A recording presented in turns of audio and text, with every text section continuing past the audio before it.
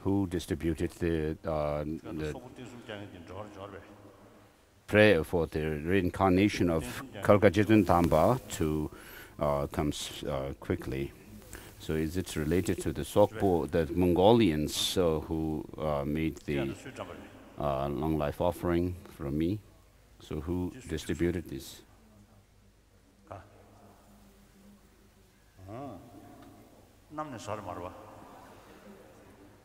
So it hopefully it didn't fall from the sky. So perhaps we should say this prayer for the Kalkajitun Tambas, the late Kalkajitun Tamba Rinpoche's swift return. As I have also written at the end of this prayer, we actually knew each other from a very young age, around when I was around 10 or 9. Then, after coming to exile in India, and then later on, Rinpoche was able to go back to Mongolia, with which he had a special connection with the Mongolians for over many lifetimes. When I met him last time in Mongolia, he was very weak, physically weak, and I told him that he should actually think about coming back in a reincarnation, and that too in Mongolia, where he is related. And then after I returned from there, and when I was in India, and around towards the end of the Tibetan year, I got a call saying that he is physically weak, and when he should he should pass away and where he should pass away. And so there is no one asking such things usually, are there? And then I replied by saying that he should actually pass away in Mongolia itself, but the time of his death should not be now because of being the end of the year, and he should. I told him that he should pass away in the new year, and so it really happened like that. And in the meantime, he kind of gained some strength and health. And so after his death, I sent my emissary, Samdong Rinpoche, to offer my respects to and the scarf to the body of Kalkajitun Tamba Rinpoche. So where's Sawa Yose Rinpoche? So Rinpoche was there. Sawa Yose Rinpoche was there at the time. And then I got a message saying that as Samdong Rinpoche was yet to arrive, so Rinpoche told me that there is some kind of a flow of red bodhicitta from one of his nostrils. So what should we do? Whether to take the body out or not?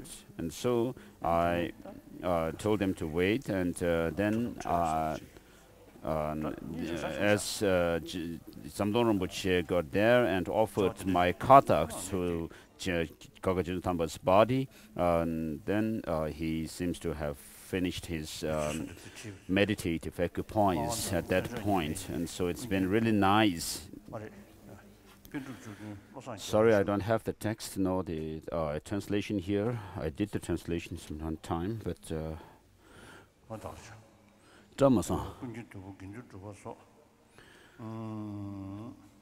so it mentions Kalkajitun Tamba previous incarnations, like Dolbopa, Kunkin Dolbopa, and so forth. So, thinking of the people and the land of the great, the land of Mongolia, please come back in your reincarnation. And so, may you be a scholar who can engage in teaching, debate, and writing composition in the new, as a new coming in the new moon, or the fresh moon of the reincarnation. I request you to come back quickly.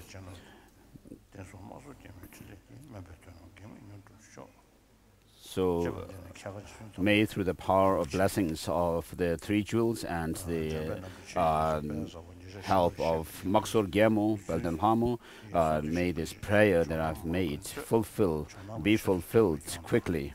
And so it was at the request, written at the request of Chonang, the followers of the Jonang tradition. I think I saw Jonang Abbot here. Yes, you are there.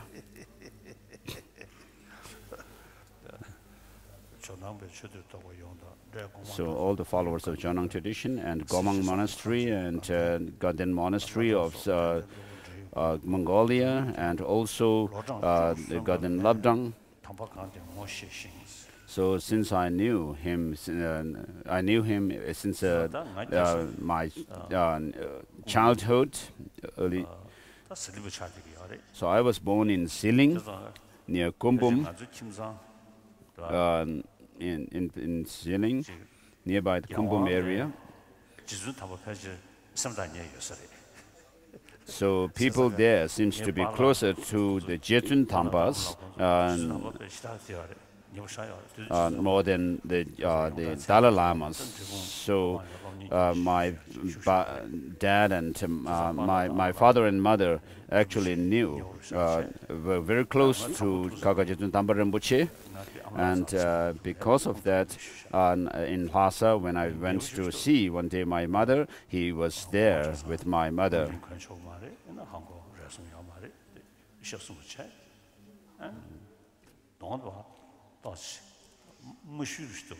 So Rinpoche actually had some kind of a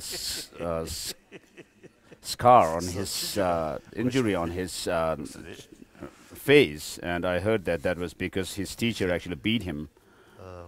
And so I knew him since a very early time.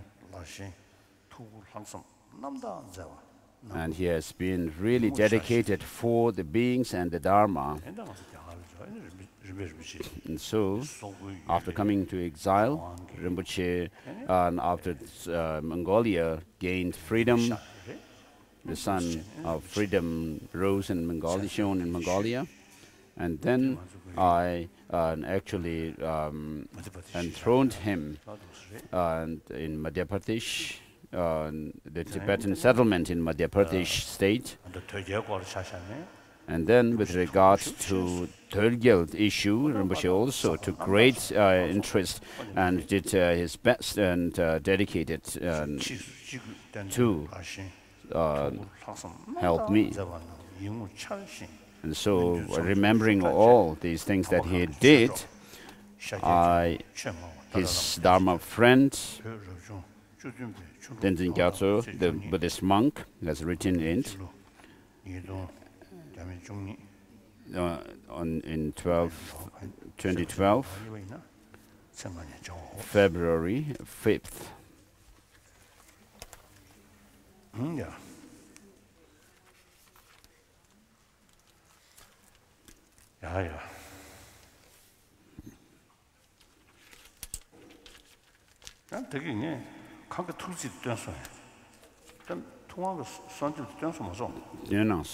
Yes.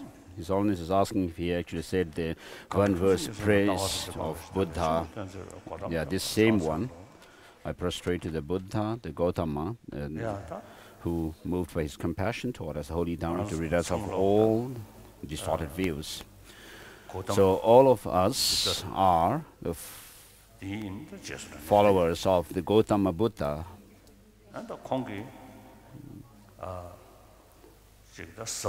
Regarding his vast and profound teachings regarding that, in this 21st century, the new millennium,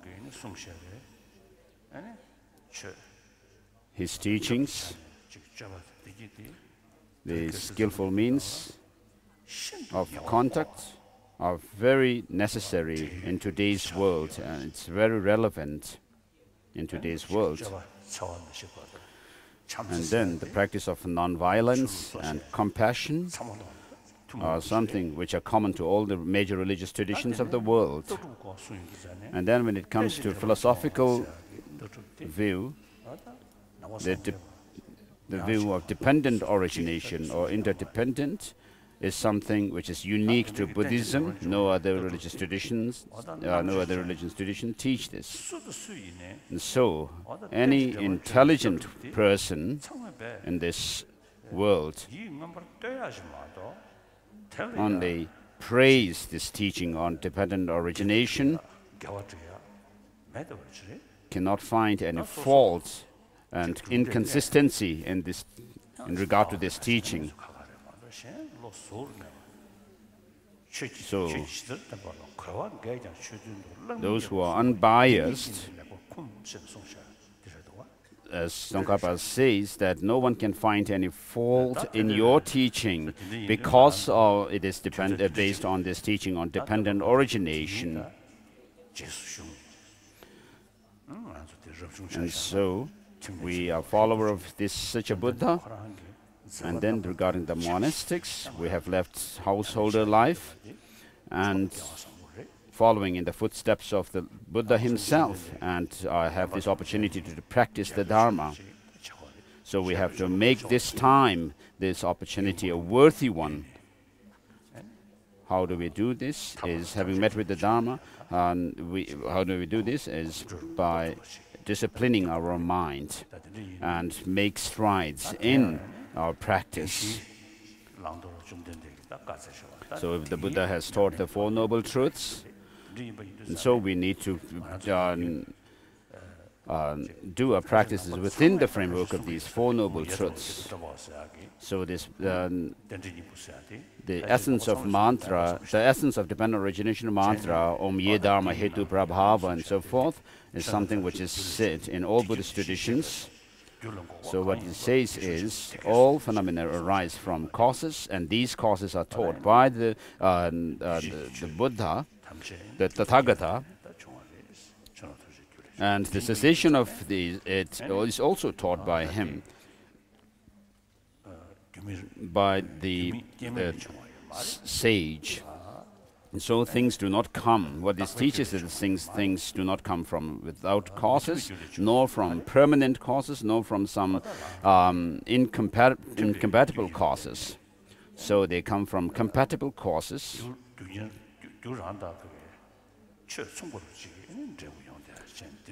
So the effects arise from concordant causes.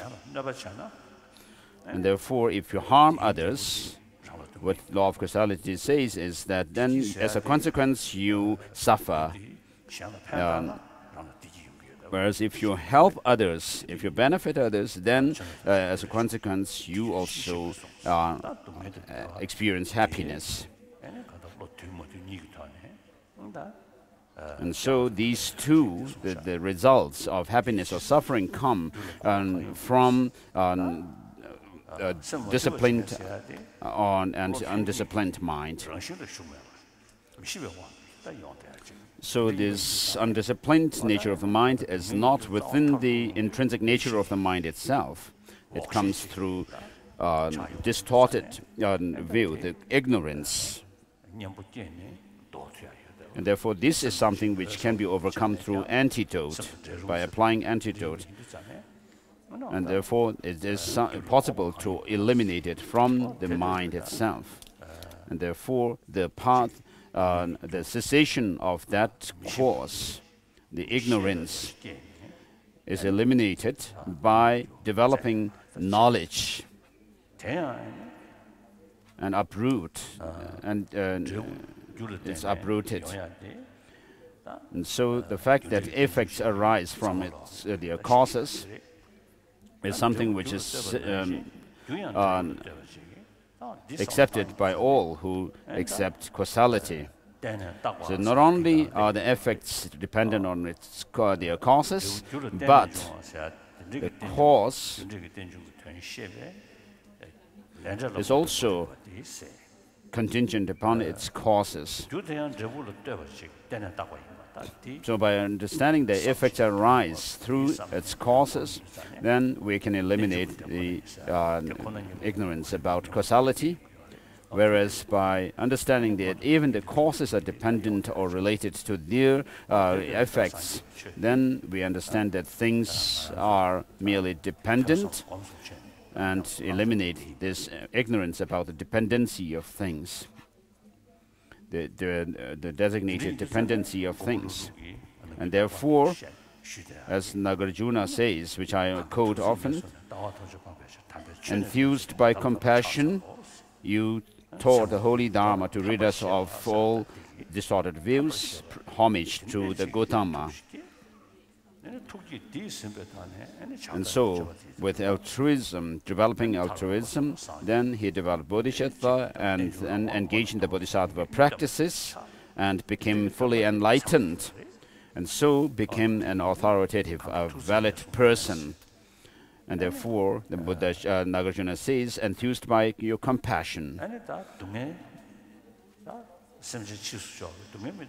So, no sentient being wants suffering, which is quite natural instinct.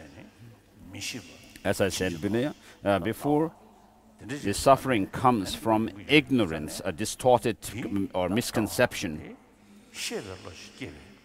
And so this has to be overcome by developing the right knowledge. And therefore, he says, in order to rid us of all distorted views, you taught the holy Dharma. And therefore, I pay homage to you, Gautama, who was born in the Shakya lineage. And therefore, Rinpoche says, you taught what you have seen.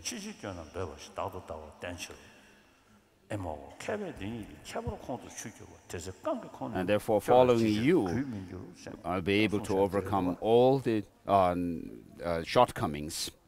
Whereas holding on to the view of self or Atman, the soul, and you actually intensify the distorted view. And so, it's not only saying that, oh, I am following the Buddha, this is said by the Buddha. That's not enough, but you need to actually understand the teaching through reason and logic, as the followers, those followers with sharp faculty would do. And so we need to develop this kind of understanding that comes through, that is grounded in reason. Of course, there are people who just base themselves on faith alone. But the main follower of the Buddha must be someone with sharp faculty who are able to develop faith grounded in reason, and therefore the monastics who are gathered here in large number are engaged in the study of Buddhism, and you are doing that, and so the teachers have done really great job and have been dedicated, and those people who have received their certificates here, and I mean, you have done such studies, and the older generation will finish, and me too included. So when we are no more, the younger generation have the responsibility for the preservation and promotion of the Dharma will fall on you. And then there will come a time when you would say, oh, in the past, His Holiness the Dalai Lama used to say this. And so even after we have passed away, you should take the responsibility and feel determined to make it, to preserve and promote the Dharma ever stronger. So we are in the 21st century, and then there are more and more people taking interest in Buddhism, and especially in China as well. So, as I think I have mentioned it, in China, there are 400 to 500 million Chinese Buddhists, and then the number is still increasing year by year. So as this is actually something which is quite natural, when people become more intelligent and using their more wise using their intelligence, then it's very difficult for them to follow on blind faith. So of course there are religious traditions which are based more on faith.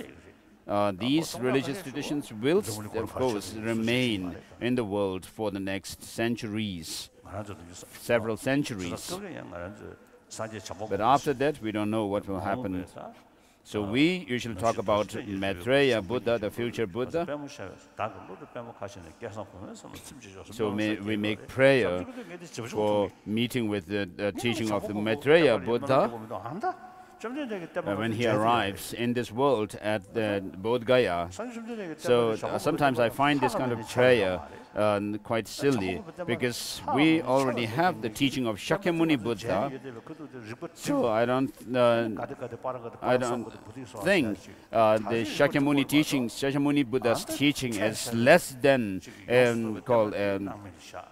the teaching of Maitreya Buddha, if not more or greater. And so, while we have the teaching of Shakyamuni Buddha, we don't take any care of it, and then making prayer that we may meet with the teaching of the Lord Maitreya in the future is quite silly.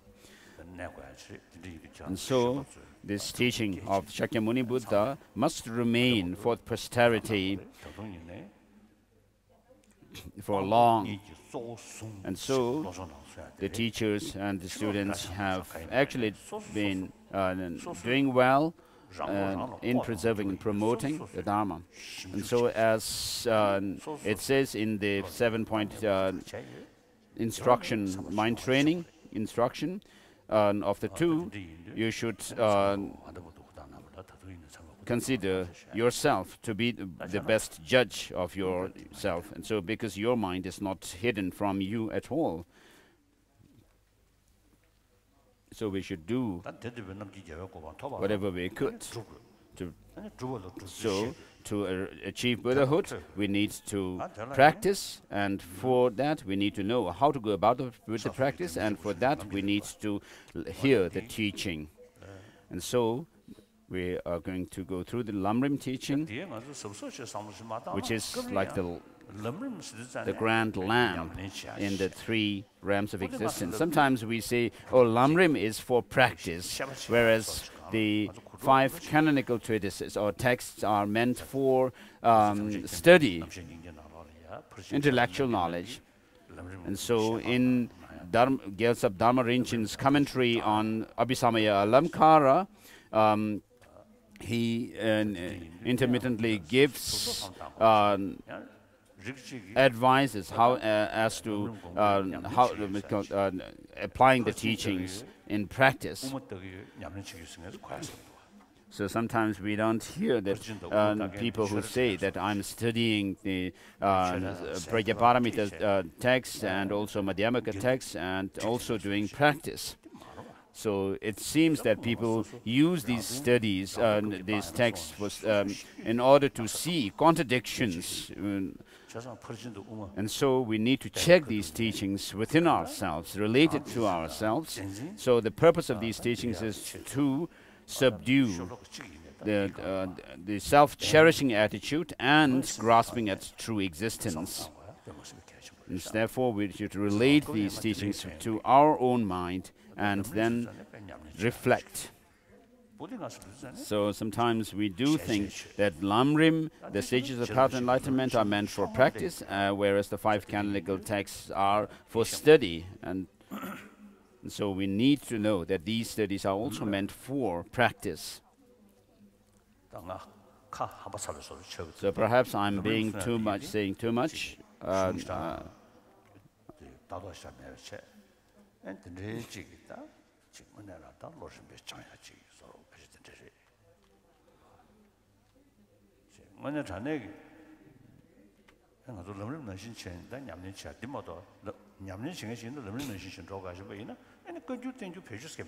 So Lam Rim is, if Lam Rim is meant for only those who wish to practice, and when we need to do practice, if Lam Rim is meant for only for that, then we don't need the conjure and danger literature. So, if we actually consider the classic texts of Conjure and Tenjure as merely for intellectual knowledge, then that is quite wrong.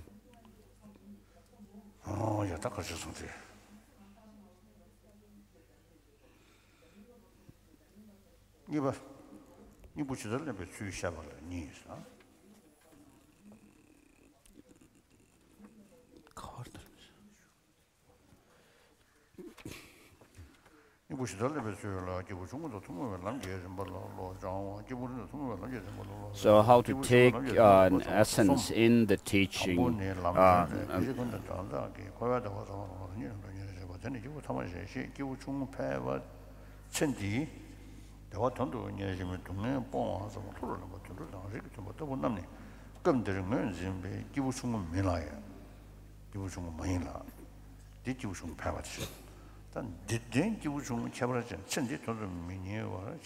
So here the main, when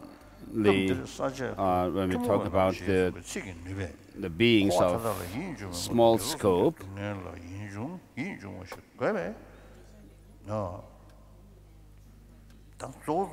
it's mainly those who aspire to a higher rebirth in the next life. So mainly, of course, the focus of the Lam Rim is for those for developing bodhicitta, but as preliminary practice to the bodhicitta, we have the practices pertaining to beings of intermediate scope and small scope.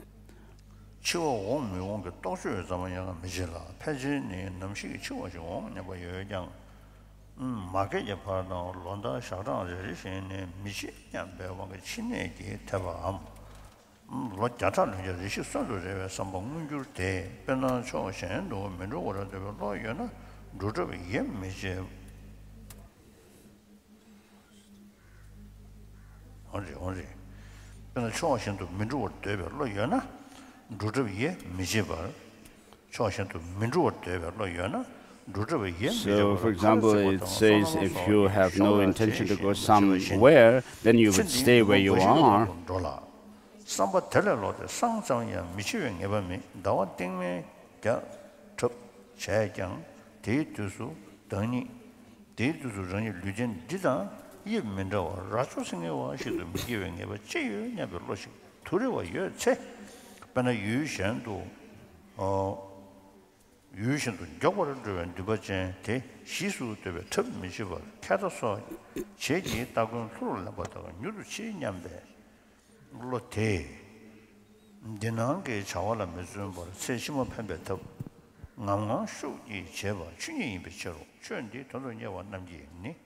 So here, those who pursue the Dharma, it is important to train the mind on the topic on death and impermanence, and hence this will be explained under 3 points. Contemplating death is definite, and contemplating the uncertainty of the time of death, and then contemplating that at the time of death is only Dharma and nothing else that will benefit.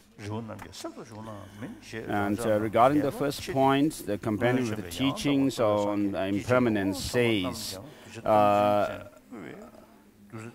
whoever, even the Buddhas, Pratyeka Buddhas and the Shravakas, had given up this exalted body, what need is there to talk about the ordinary beings? And then the companion further says, there is no place in any direction where death cannot overpower you, not in the sky and not in the oceans, nor even if you penetrate deep into the mountains.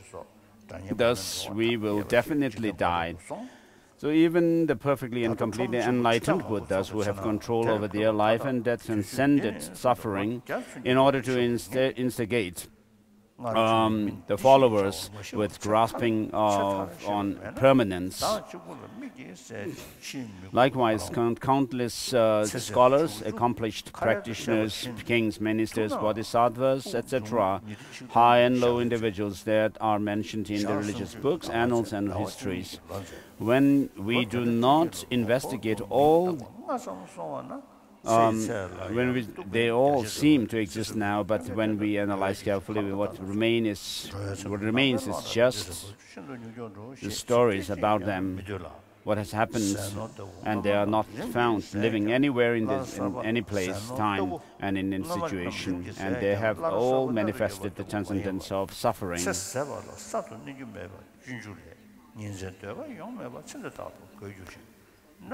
They have all passed away.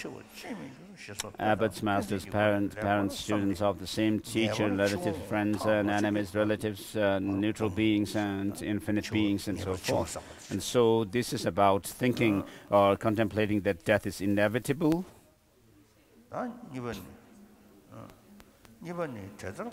And then so it says, thus reflect well through examples and reasons and meditate until there is decisive conclusion about the definite inevitability of death.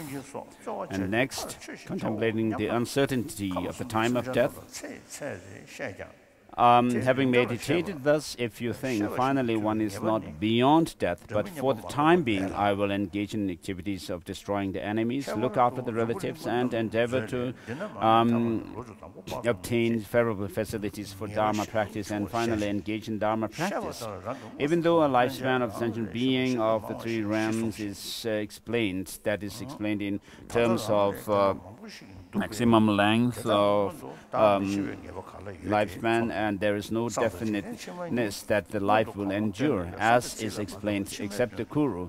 Particularly in the case of the people from this earth, the Jambudvipa, the Abhidhammakosha states, here it is indefinite, uncertain. In the end it is 10, and in the beginning it was immeasurable, so lifespan. Thus, the very meager definiteness is explained, and as explained, we have actually seen in the past the death of many who are younger than oneself. Right now, there are many who are older than myself, and there is no certainty that I will not die before them. As is said in the compendium, the two, tomorrow and the next life, it is not certain which will come first, hence not striving for tomorrow's death, it is improper to strive for next life. It is proper to strive for the next life. As said here, tomorrow's date, number, and the intermediate being of the next life.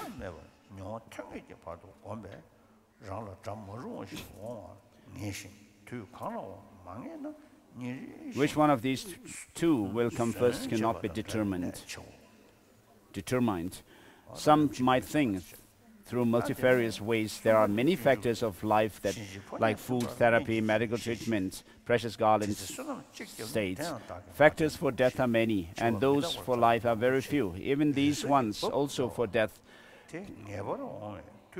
as such, always engage in the Dharma. And so meditate until you develop definite experience towards lack of knowledge of when one will die, in whatever way one thinks. This is similar, like remaining watchful every day if any unruly enemy is certain to come to you, but it is uncertain at what time it will come, hence it is vital. Then the third is the contemplating that at the time of death nothing but Dharma will help. The Bodhisattvacharya Avatara states, the one who is caught by the death's messenger, what benefit is there by the relatives and from relatives, and what benefit is there from friends? At that time the only refuge is merit, and that also I have not cultivated.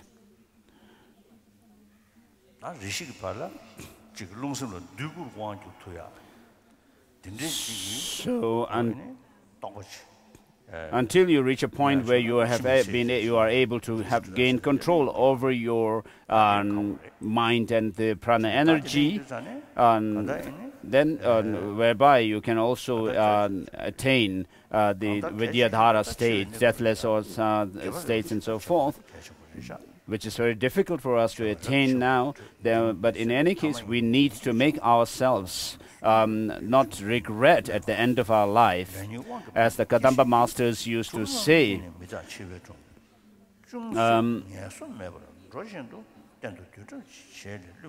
even though it is not dying, but the way process, the way of death will not be the same as in the case of the best practitioner. One does not fear death. The middle practitioner will not feel reluctant, and the the least practitioner will not repent as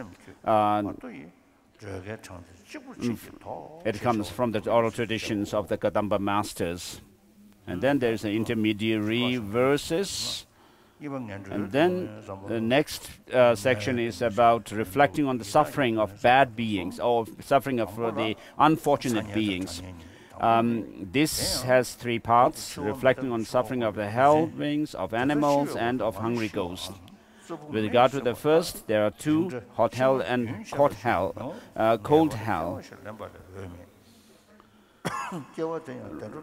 Regarding the first, the hot hells, the reason for meditating on the topic of impermanence and death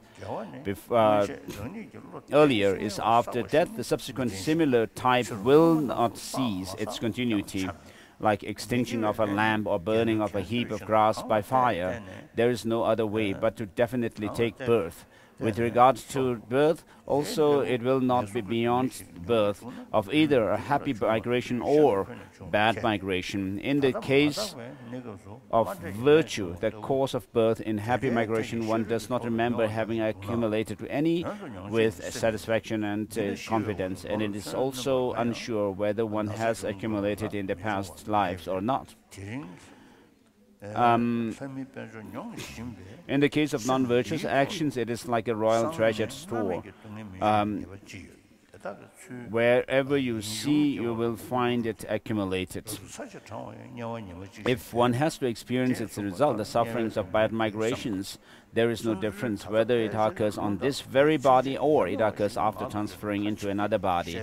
Right now, while one is not analyzing occurrence of the sickness like a tumor or wound, it appears that it is experienced on the flesh and bone at that very place, but in reality the experience is the mind. If that is not the case, then there should be pain even when we strike weapons on the corpse after death, but it is certain that there will be no pain. So it is uncertain whether this mind is today, that is today experiencing the glory of and wealth of gods and humans, on its the suffering of hell without respite will not occur tomorrow.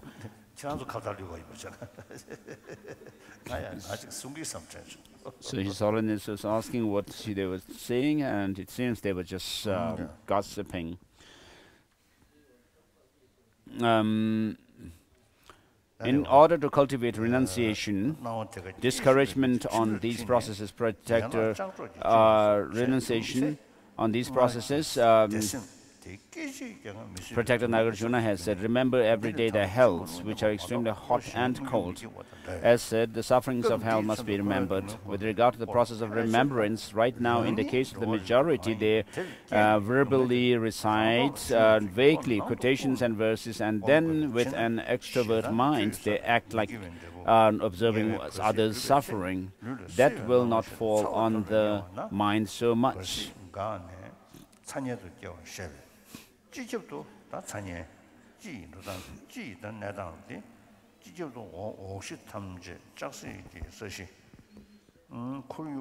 So, with regard to the whole hot hell, it is said that in general everything below will be burning iron ground, surrounded all around will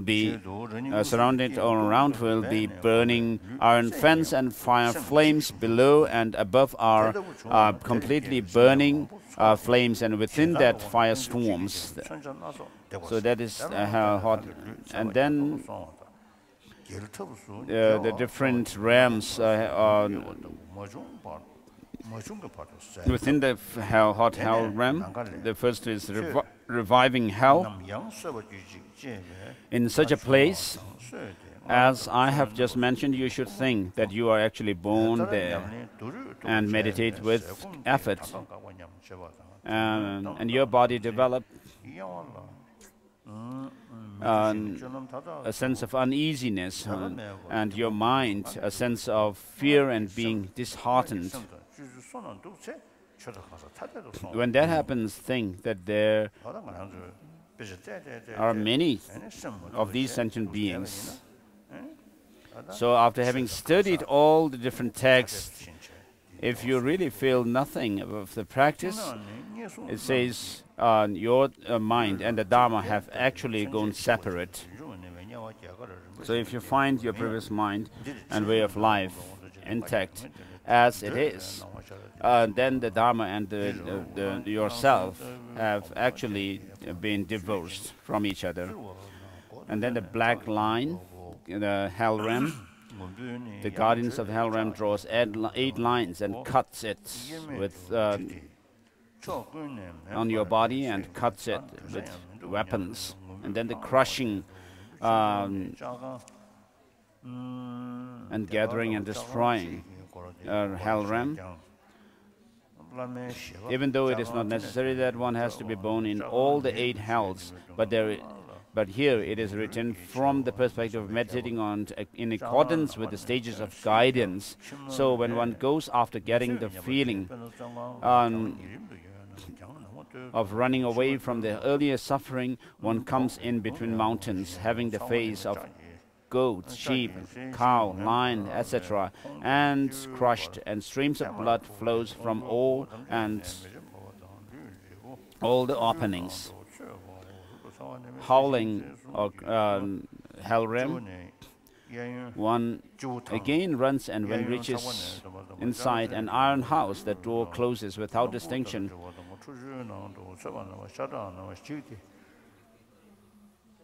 And fire burns from all directions, and one is burnt and then howls distinctly, thinking that now there is no place even to run, to escape. And then the great howling hell realm, it is said that one should meditate that this very iron house is surrounded by another iron house. But according to the thought of the Lama, when one comes out from one iron house and runs away, one gets trapped in 2-layered iron house, and suffering is 2 times intense or greater than the previous one. This is because you will mentally feel that even if it is possible to come out from the inner iron houses, it is not possible to come out from the external ones. For example, if the prison has 2 levels of walls, one will suffer by fearing that even if it is possible to burst or break out the inner wall, it will not be possible to break out of the external wall. And then the hot hell,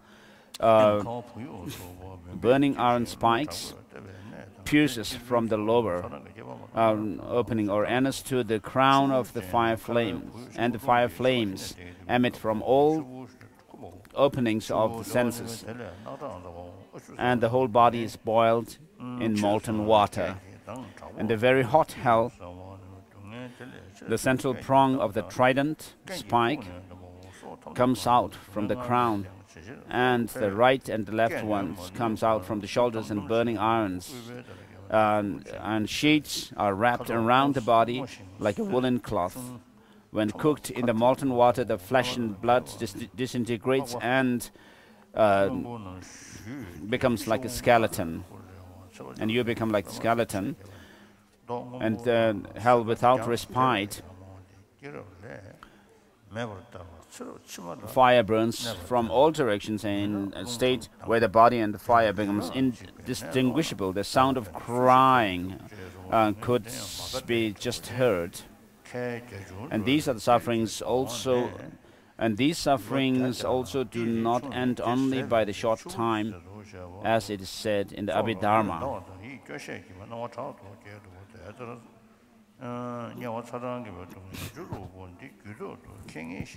Counting 50 human years as one full day of gods of the desire realm is slightly difficult to understand and unclear. Thus, out of the 8 hells, the one with the shortest life is reviving hell, and its lifespan is one great titak. 6 tuktik and 2 great therbum.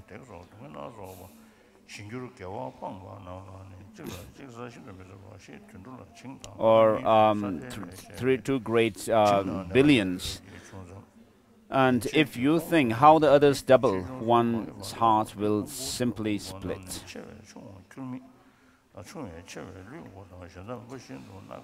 Epistle to the friend says, Nagarjuna's friendly letter, as long as non-virtuous actions do not cease, till that long, to that extent, life will not depart. Or as stated, one should think with a way of behavior, it is certain that a longer duration than this will not come, and meditate until definite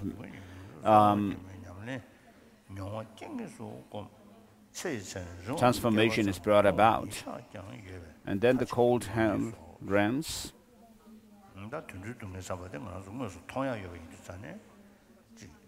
So with regard to the suffering of animals, of course, we can actually see that, and therefore we can find this, the suffering of animals unbearable.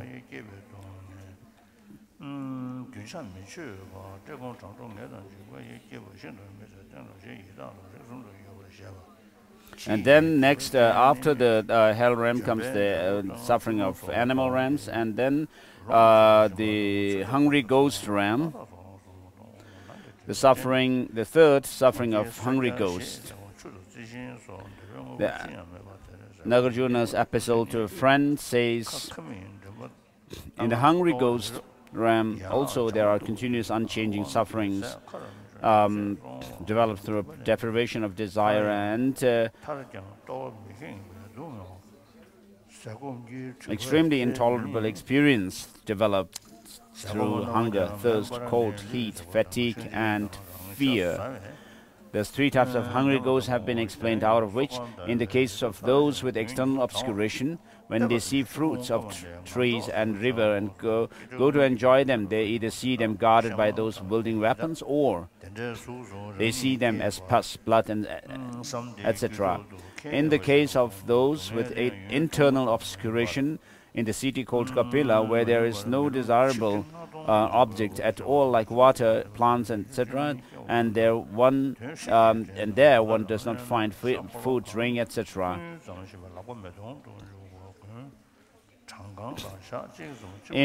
Even if one finds a little, due to the fact that one's mouth is like the eye of a needle, the neck like the string of a horse tail, the stomach like Mount Meru, and the limbs like a blade of glass. The food does not go into mouth. Then even the little that goes in does not go through the neck. Even if it goes, there is the suffering of not being able to fill up the stomach. Those with the obscuration of food and drink, even the food and drink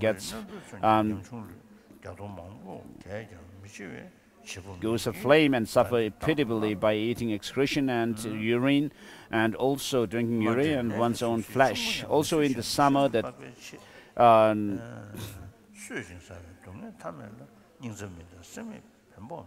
the moon feels hot, and in the winter the sun feels cold. By merely looking, the river dries and appear as a ravine and thus experiences various sufferings. Contemplate that one is born in such a form of among these as explained, and meditate in a way that would definitely fall into one's mind. Such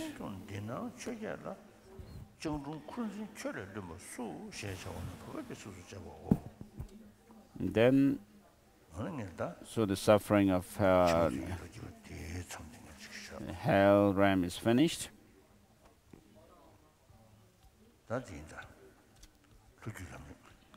And then we leave there.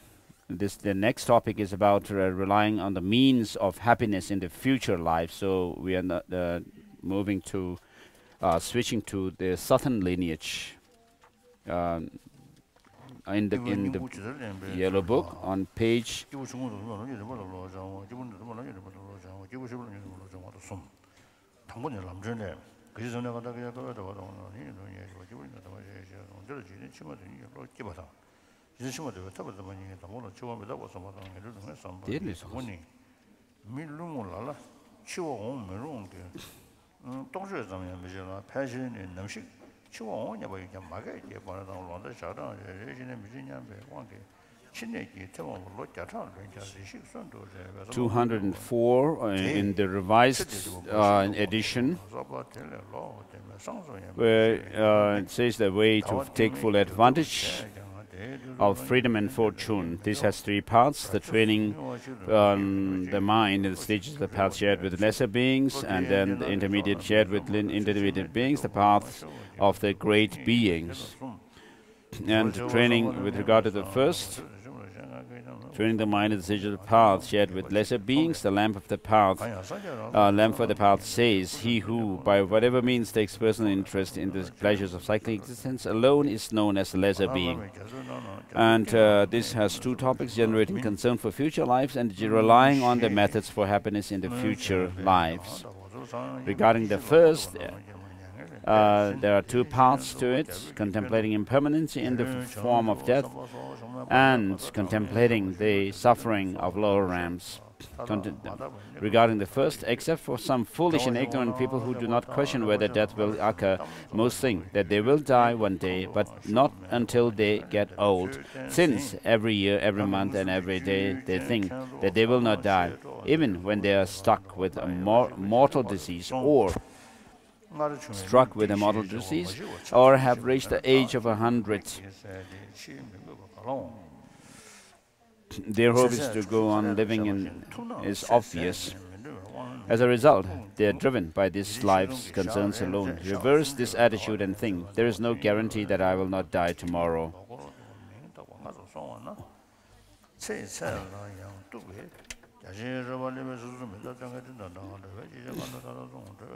I may make provisions for next month, but there is not the slightest assurance that at the time I will not be reborn with a body with very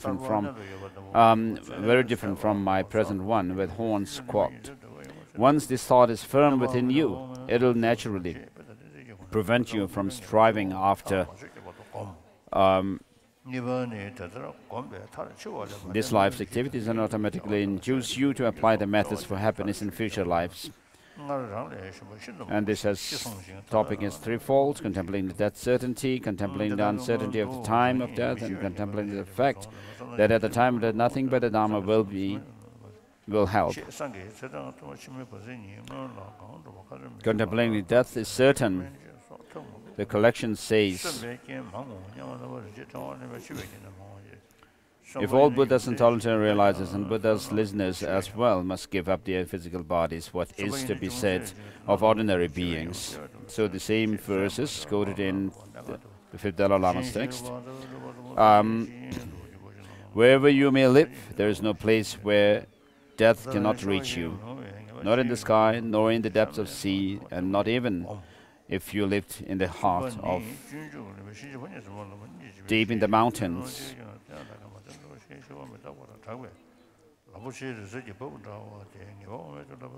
Although the fully accomplished Buddhas who appeared in the past gained mastery over birth and death, they passed into nirvana.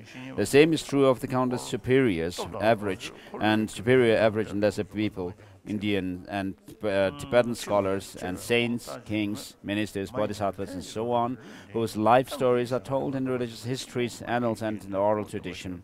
If you do not think about it, you might have the impression that they are still alive today, but when you examine the matter properly, accepting accounts of past events, none of them remain in any time, place, or circumstance. All have demonstrated passing into nirvana. Think. Please read through.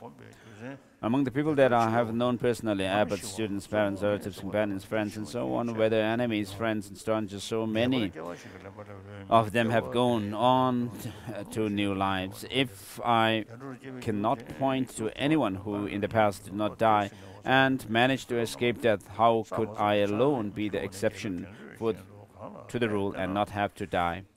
Even if I live the average lifespan of 60 years, once my time has run out, I will have no choice but to leave. Each day is eaten up by 24,000 inhalations and exhalations. Each month is consumed by 30 days. Each 12 months, each year. By 12 months, each year is exhausted. 12 of those years constitute a cycle of a year. Once 5 have passed, I will have reached the end of my life. The extensive sport says, impermanence of the 3 worlds is like autumn clouds. Seeing beings' birth and death is like watching scenes from a play. Beings' lives pass like flashes of lightning in the sky and are swiftly spent like water down a steep mountainside. Not for a single moment does a life remain still, unlike food and wealth, which can be replenished as they are gradually depleted. One cannot add to the consumed lifespan. The guide of Bodhisattva way of life says, pausing neither day nor night, this life shortens constantly. If it can never be prolonged, how could someone like me not die?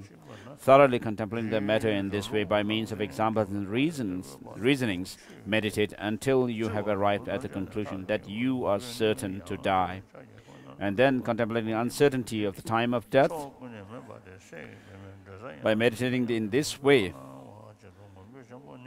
once you have understood that you cannot escape death, if you imagine that after striving to suppress enemies, care for enemies, and create conditions conducive to religious practice, you can then practice the Dharma. Note that formerly a large number of people younger than you have already died, that many people older than you are still alive, and that consequently it is not certain that you will not die before them. The collection says, of the 2, tomorrow and the next life, it is unknown which will come first. So instead of striving for tomorrow's sake, better strive for the sake of future lives. We cannot be sure which of the 2 will occur first, tomorrow or the next intermediate state.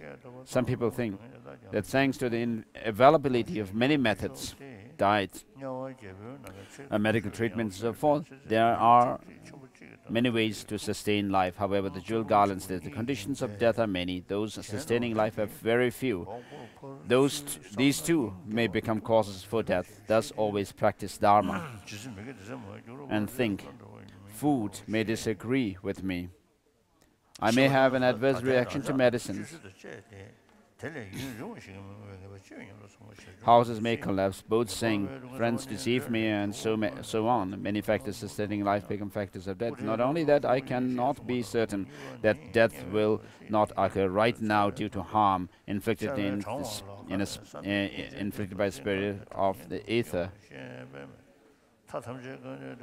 Meditate until you are sure to have gained an experience of the uncertainty of the time of death.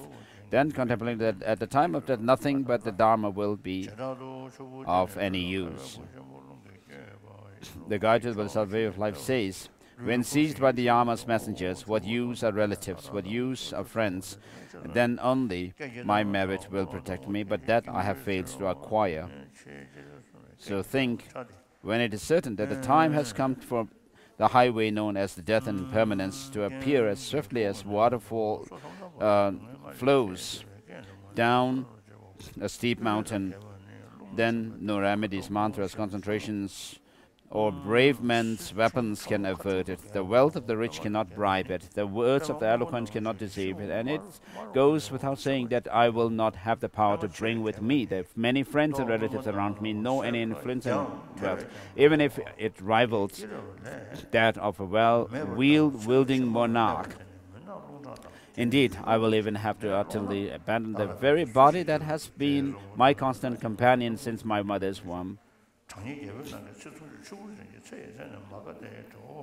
Only by consciousness My consciousness, like a hair pulled out of a butter, will go on. At that time, the only thing that will accompany me and be of any use is my previously accumulated virtue, in other words, the holy Dharma, nothing else. Meditate on this persistently until you gain an experience of it. Then contemplate the suffering of lower realms, reflecting on the three, the suffering of the hell being, animals, and hungry spirits. The first has two parts, hot hell and cold hell. So please read on.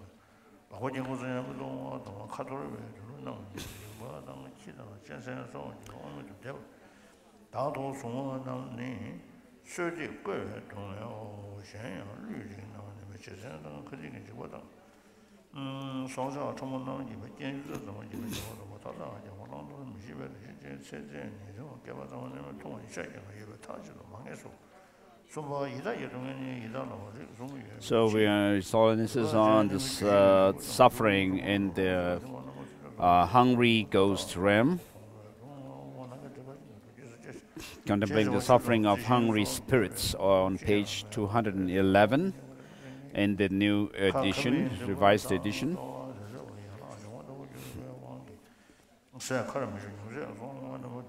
So among the three kinds of hungry spirits, when those with other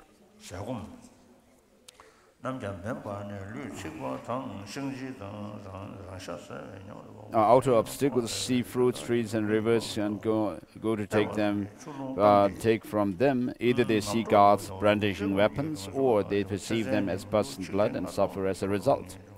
Those with inner obstacles are found in a town called Kapila, devoid of everything desirable, water, fruits, and fruit trees, and so on. Hence, they cannot find anything to eat or drink. If they do find a little, given that their mouths are the size of a needle's eye, their throats as narrow as horse hair, and their bellies as big as Mount Sumeru, and their limbs as thin as a blade of grass, the food does not fit into their mouths. Or, if some does, it cannot go down their throat, or if it does not fill their stomach, hence they suffer. So then we finished this topic on the sufferings of the three lower realms. On page 212, we stopped there. And now that as a human, I have distinguished myself from an animal, it is time to take courage. Again and again, spur yourself on, it says at the end of this topic. Let's move to the swift path.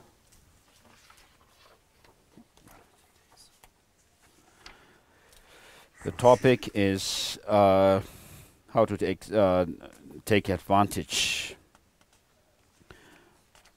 in this life.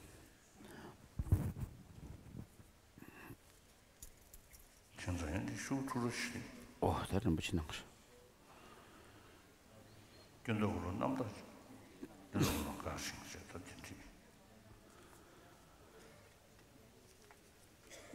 So regarding this, there are three topics.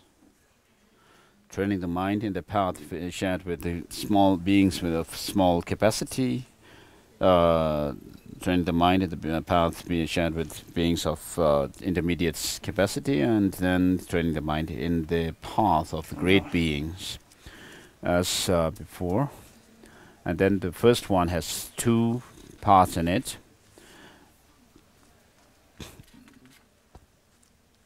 How to go about with your practices during the actual meditation session, and how to go about with your practice during the post-meditation, in between sessions.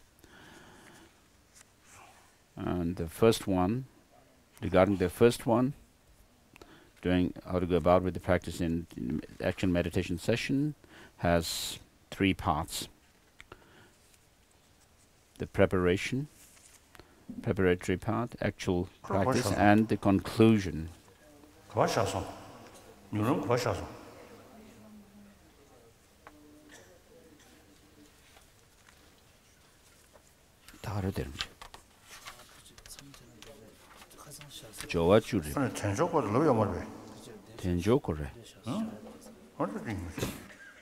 So actually we are on the part on, yesterday his Holiness has stopped at the part on higher, the precious human life. So having relied on a qualified guru, how to train one's mind has two parts.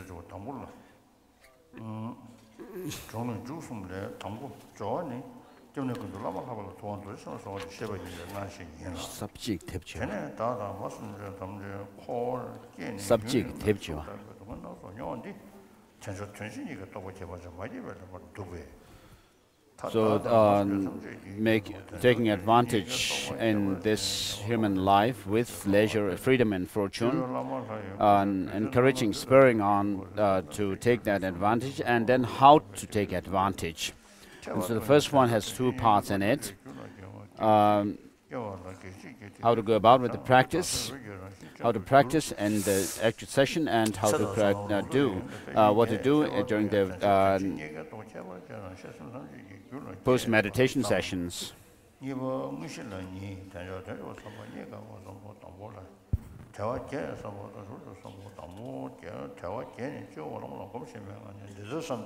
So with regard to the first one, there are two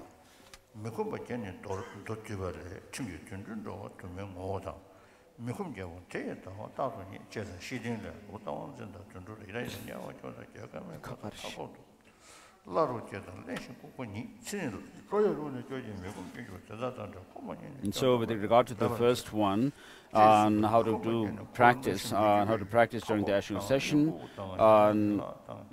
the practice of reciting and doing your practice by reciting the verses where it says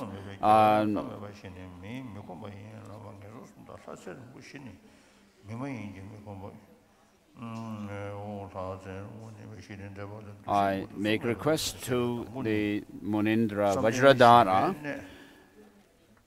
who is the embodiment of all the objects of refuge, and the Lama, great extraordinary deity, and so forth, are same as before.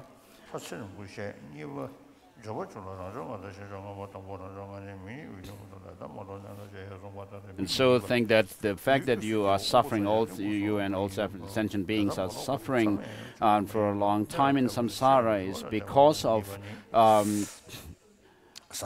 not having realized this extraordinariness of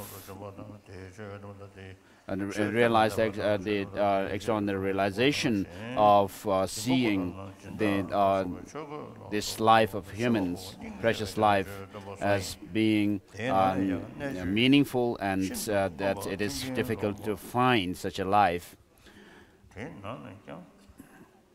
And so you pray to the Master deity to bless you, so that you may be able to realize this meaning, the significance, and this rare to find human life like this one.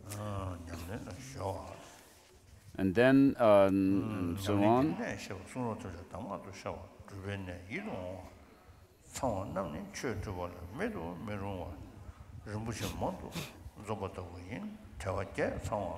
And so having done that, then you imagine nectars flowing from the Master and turn to you and all sentient beings, dispelling all the negativities of yourself and all sentient beings, and then especially on the obscurations and sins which actually hinder you from having this realization of finding this human life is significant and rare to find. And then with that purification, then your body, and you imagine that this body feels like a light, and in the nature of light, and all your lifespan, merit, and also the scriptural knowledge and realizations also increase.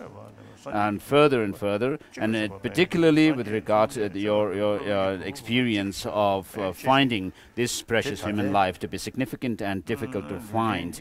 That realization actually you realize it within yourself and all sentient beings. So imagine that. And then with regard to the actual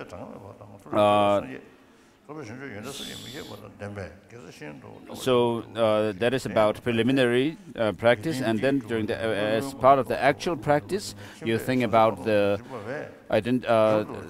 this has two parts: identifying leisure and opportunity, or freedom and fortune.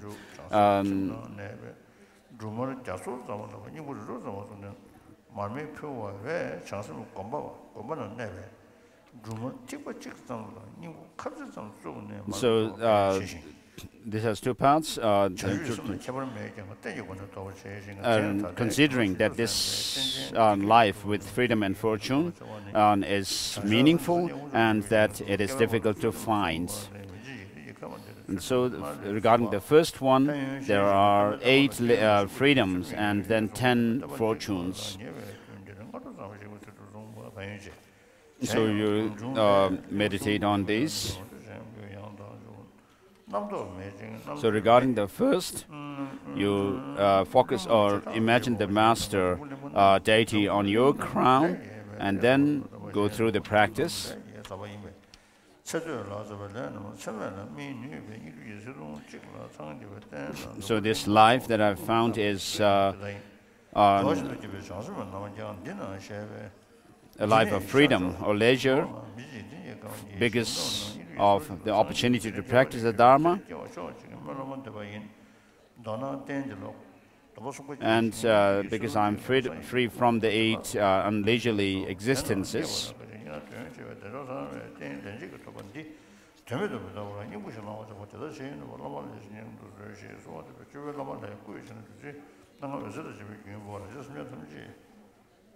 So in the text, with regard to the 8 unleisurely states, they are mentioned in the sutra called the condensed Panchaparamita Sutra. And then the 10 fortunes are the 5 that are within oneself, the 5 aspects of fortune or opportunity that pertains to yourself, and then 5 aspects that pertains to the others. So with regard to the first one, they are being born in as a human being, being born in a central land and having all your faculties intact and senses intact, and then having not committed the irreversible karma, and then having faith in the objects suitable to keep faith in.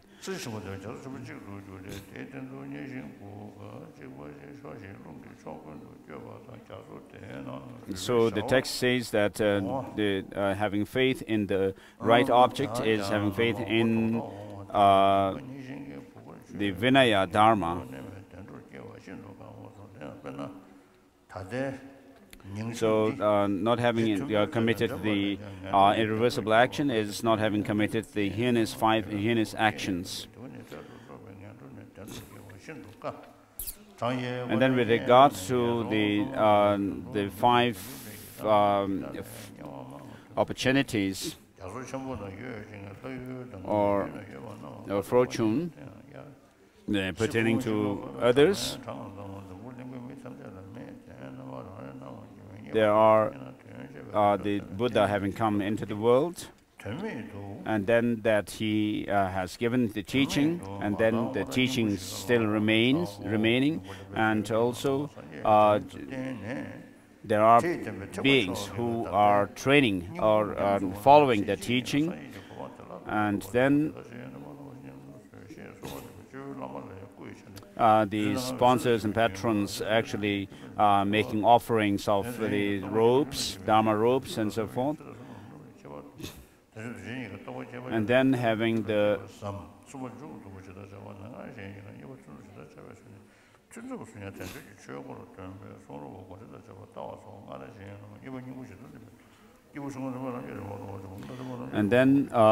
teachers actually giving teachings to others compassionately.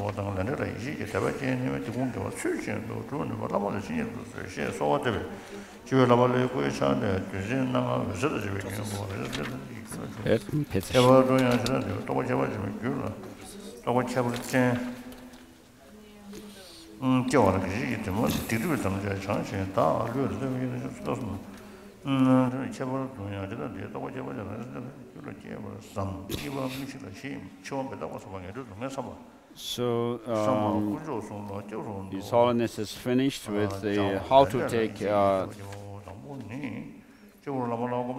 advantage, which has 3 parts.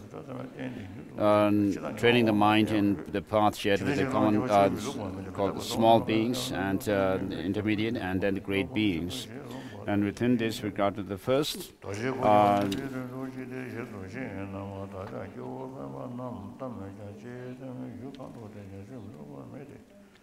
so with regard to the actual meditation session, there are the preliminaries, the actual practice, and the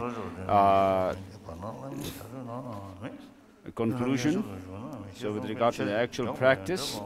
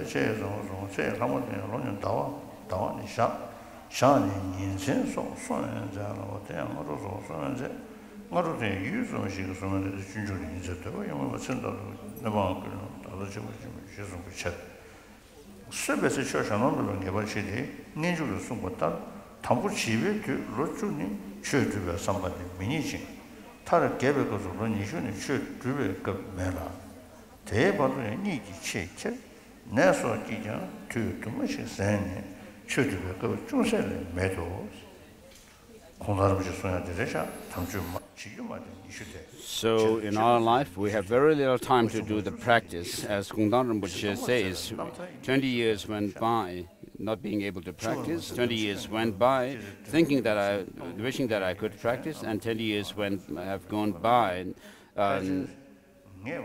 empty-handed. So this is the story of someone who has lived a life, empty-handed life.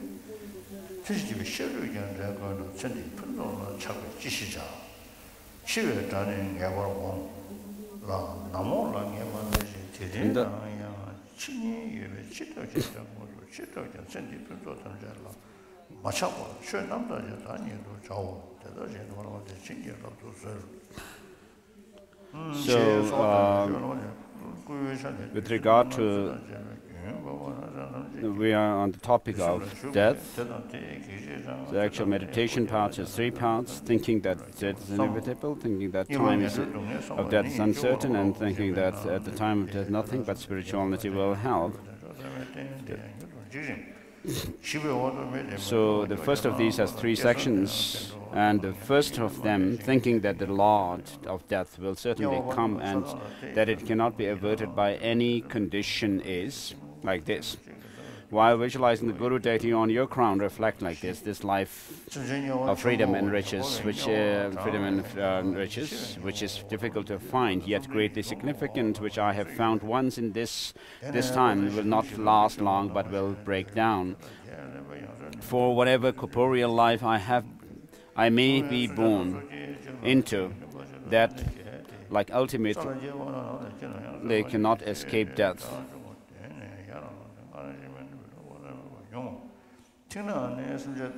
For instance, we find mention in sutras few accounts of how all the past Buddhas who existed, even the number of particles of the ocean waters have appeared one after the other, ripened and liberated the disciples, and finally passed away. And when our teacher, the Bhagavan Buddha, was about to pass away, in order to inspire those disciples, those beings who cling to permanence of life, the noble Shariputra, together with 80,000 Arahats, Moggallon, together with 70,000 Arahats, and Prajapati, together with 500 Arahats, passed away. Because there is no translation of this swift path, I'm just reading from another text, just to give you some idea of what we are going through.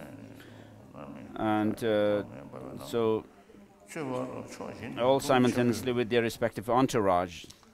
After the Bhagavan went to Kushinagar and sat down at 2 solitaries and led the mendicant Subhadra to Arahat shape, he passed away immediately thereafter, feeling it unbearable to witness the death of the Bhagavan.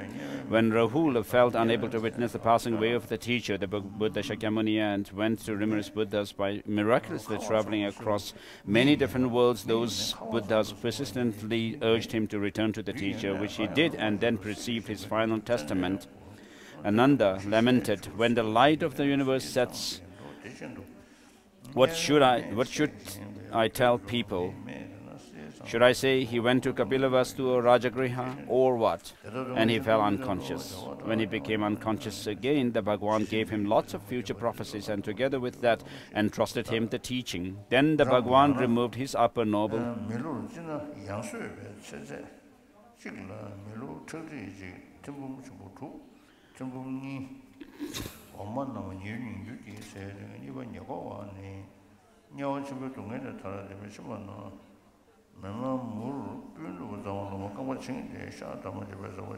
removed his upper robe and said, "Big shoes, look at me." It is rare to find the sight of Tathagata. All composed things are impermanent. This is the last word of the Tathagata. Having spoken this, he assumed passing away. At that time, it is said that since 80 million arhats passed away, only 500 arhats were left during the first council for anthologizing the words of the Buddha. So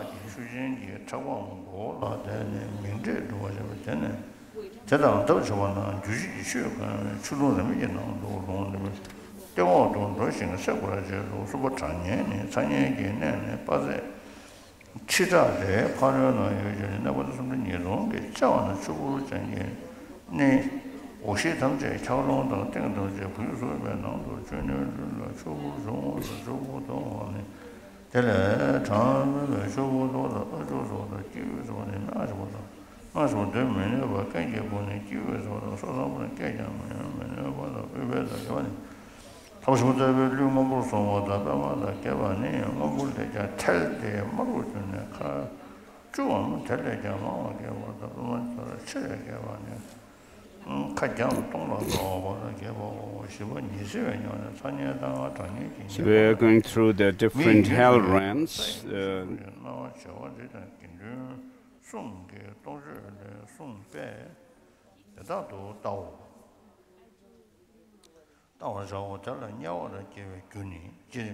So the cause of lower hell realm is very strong and grave negative actions, and particularly there's 5 heinous actions.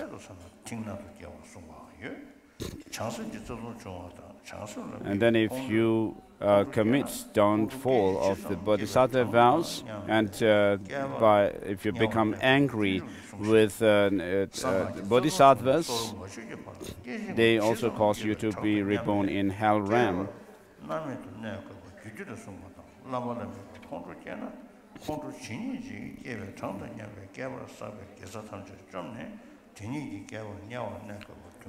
So it is said that if you become angry with the bodhisattva, then the number of times, corresponding to the number of times that you become angry, the moment of number of moments of that anger, corresponding to that, you will suffer in samsara. I mean, in hell realm. It is said in the commentary on the Kalachakra Tantra. So the 4 opponent forces are the best practice for purification of the negative actions.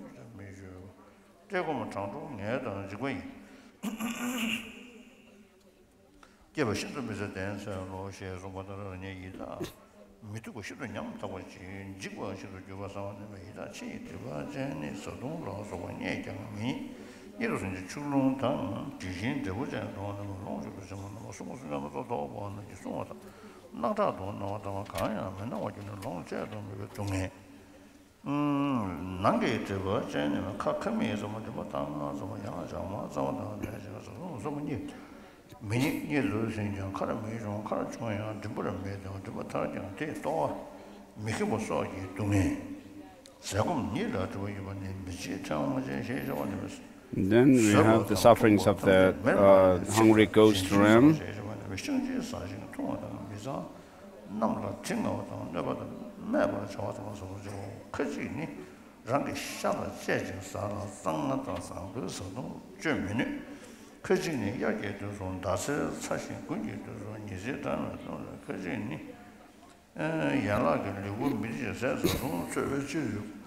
So the hungry ghost realm have different obscurations, obstacles to take food and drinks, internal, external.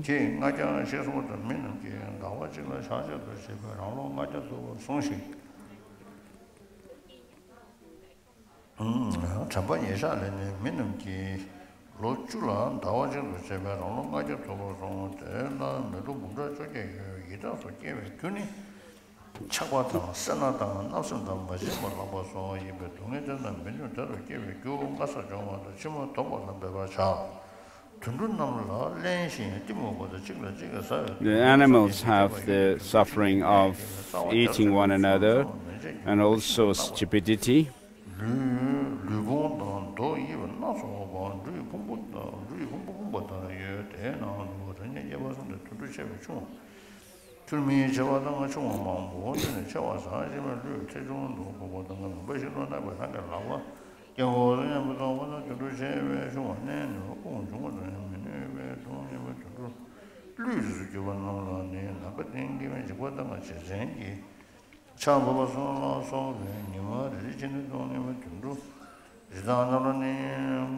So the small animals fear being preyed by Garuda and other big birds and so forth.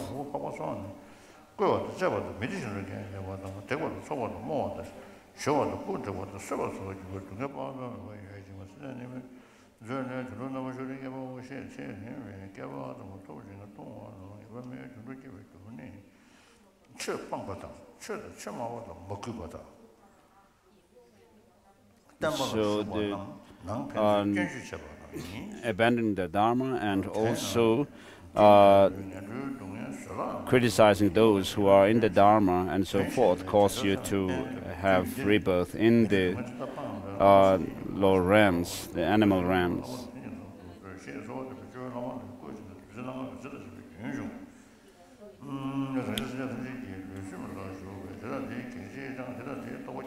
So you again visualize the Guru on your crown and then do the visualization of the nectar flowing into you and purifying you of negativities.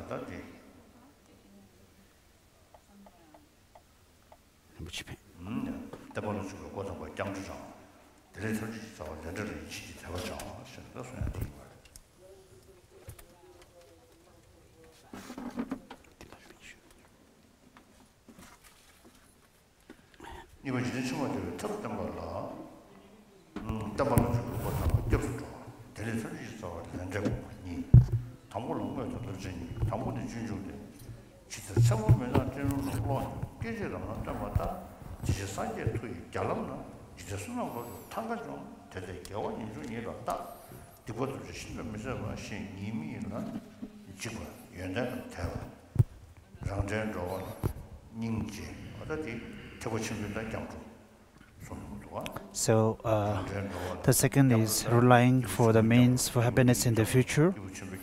And here it's speaking about taking refuge to the three jewels. And here the primary one is taking refuge, which is for the Mahayana practitioners. So even in the taking refuge to the triple jewels, we can make different categorization depending upon the three kind of the persons. First, taking refuge has two actual and precepts. The first Bodhicharya Avatar says, just as a mist cloud in the dark night, the flash of lightning shows clear appearance for a moment. Similarly to the Buddha's power.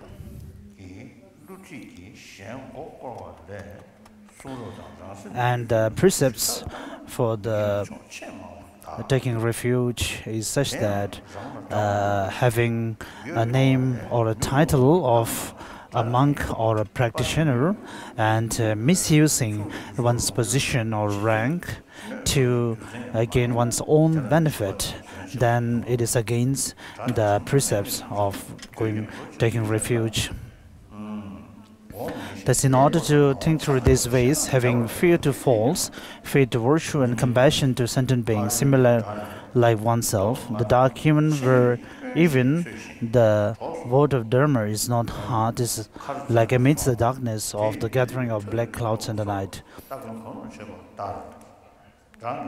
So we are reading the sacred words of Manjushri, and we do not have the English translation for this text. We are going through the Tibetan text and trying as much as possible to interpret into English. In addition to that, even in this life, in the name and form of a Dharma practitioner, instead of deceiving others by An addicted mind, if one analyzes the mode of engagement of one's mind with the scriptures, those on the non-virtuous sides are much more.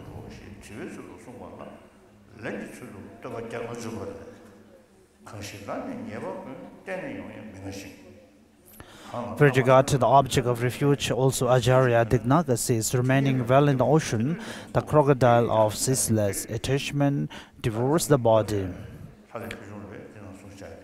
Thus, in the question from he asks, we the sentient beings should take refuge, and in the form of the answer, Devajanga states, to whom who is totally absolute with all, and to whom in all aspects all qualities exist, there is a mind, one should go for refuge to that alone.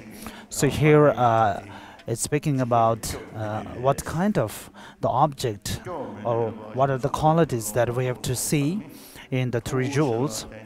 And it states here that the three jewels, especially first, the Buddha should be someone who is totally and absolutely without fault, and to whom by all aspects all the different qualities exist. And I said, someone who is less powerful and less controlling than the enemy will not be able to protect one from the fears of that outside enemy. Likewise, even if one relies on the powerful gods and men like Vishnu and Mahesh, since they themselves are not free from cyclic of existence and suffering from the falls of samsara, thus are not worthy of permanent refuge. So then, who is proper? 70 verses of taking refuge says, Buddha, Dharma and Sangha are object of refuge for those desiring liberation. As said, the three jewels are said to be the permanent refuge because they are free from the faults just explained and possess the qualities in order to take refuge after having found the conviction that they are non-deceiving, even though there are many cycles of visualization of taking refuge. But the thought of system of this religion without personal fabrication through putting together seemingly similar types is as said in praising the examples. Your body adorned by signs is beautiful and nectar for the eye, is like autumn sky free from clouds and adorned by a collection of stars.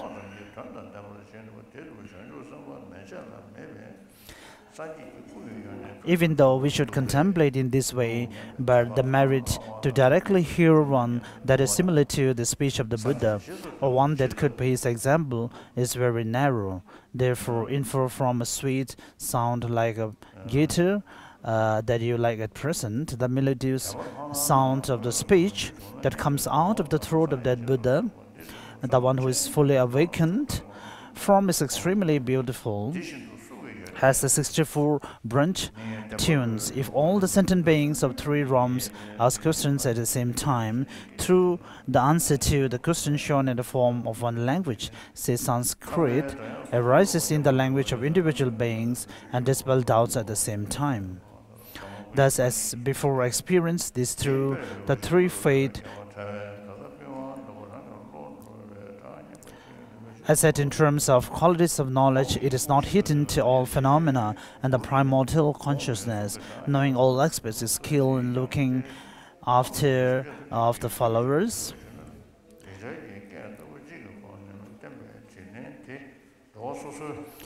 As said, being bound by the great compassion, which cares beings, he has no distant or close feeling toward the one that anoints central anointments on the right and the other that chops cut off the left.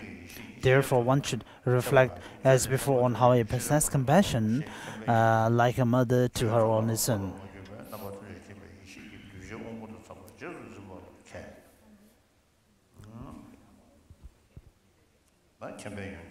So here the quality of understanding and realization, which is none other than the omniscient mind, is the main quality that differentiates this Lord Buddha from the other teachers. And as Nagarjuna says, he is the one who preached who preach through having understanding the reality of all the phenomena. And of course, understanding through having a great and distinct understanding of Tibetan origination. So having such a profound realization and experience for himself, and through those understandings and realizations, and when he preached of give teaching, then of course he is able to give teaching in terms of what the disciples require. And as stated in praising the praiseworthy, only your primordial consciousness pervades the whole object of knowledge, whereas in the case of all others, the object of knowledge alone exists. As it in terms of qualities of knowledge, it is not hidden to all phenomena, and the primordial consciousness, knowing all aspects, is skilled in looking after of the followers. 150 verses says, all the sentient beings without difference are bound by afflicted emotions. You, in order to liberate the afflicted emotions of the sentient beings, are bound by compassion for a long time. Shall I pay homage to you first, or to the great compassion due to which you remain so long in the cycle of existence? As said, being bound by the great compassion which cares and loves all sentient beings, he has no distant or close feeling towards the one that anoints the anointments on the right and other that cuts off the left. Therefore, one should reflect as before on how he possesses compassion, like a mother to her only son or daughter.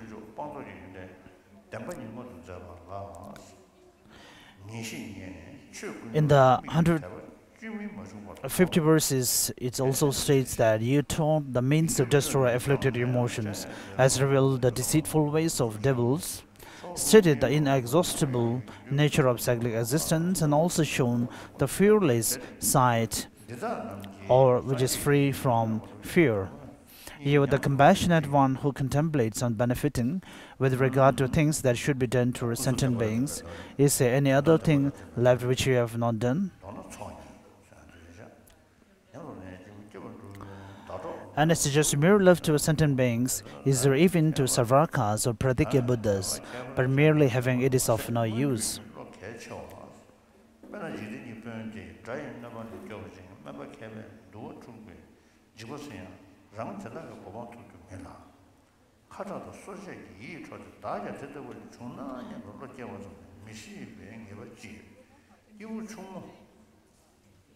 If you think since here the great individual is the main, therefore one seeks actual refuge in the non-abiding nirvana.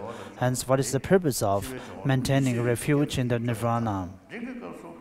As an exception, a bodhisattva who has attained the spiritual level does not have to take refuge to the dharma of abandonments and realizations, and the sangha of the first level and itself becomes casual refuge, and thus it is treated like a bridge that liberates from the fear of the water. However, those of us who have not entered the bath should take refuge to the objects of refuge of all the three vehicles. Therefore, we should not follow those who blabber without understanding the points of the scriptures. Based on the reason of having faith to the qualities of three supreme rarities, if you do not have trust and respect and veneration that wholeheartedly realize thinking whatever happens, good or bad, you know, then you do not have the loof or the ring, in the absence of which the hook cannot draw. Similarly, even if the Buddha's compassion is great, his method and wisdom will go separately. Therefore, recollect the qualities that were just mentioned and the interests while competing each other with compassionate motivation towards all sentient beings.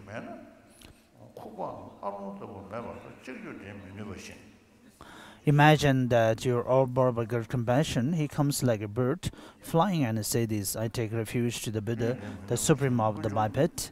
Be my teacher, liberating from the suffering of cycle of existence and bad existence.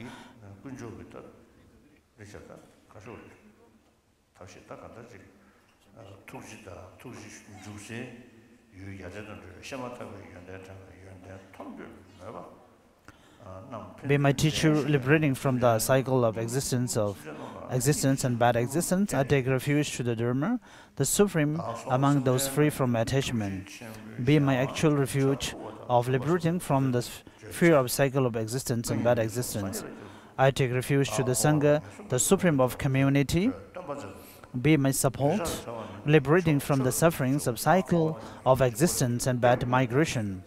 Such vows should be made to recite on a rosary, etc. in one session. Repeat it 100 times or so, as much as you can. It is also proper to recite the words of taking refuge as explained earlier, but here my Lama always practice as is found in the refined gold. Second, it is not enough to take refuge thus during the actual session. The precepts must be practiced while during the post-meditation sessions. Having taken refuge to the Buddha, one should not seek ultimate refuge to powerful worldly gods. And the 13th Dalai Lama, while giving a reply to Pabanga Rinpoche, he has written that there is a danger that you may go against the precepts of going refuge to the three jewels. These are three objective precepts. Imagine Buddha's form as a Buddha, even if it is in bad forms and materials in regard, even letters of scripture more than 4 as Dharma Ratna, and regard those holding just the science of ordination as Sangha Ratna, or supremely rare Sanghas. So through this we avoid disrespectful of the three doors and practicing. So by properly practicing all the downfalls of this life and afterlife and become the supreme source of benefits and happiness.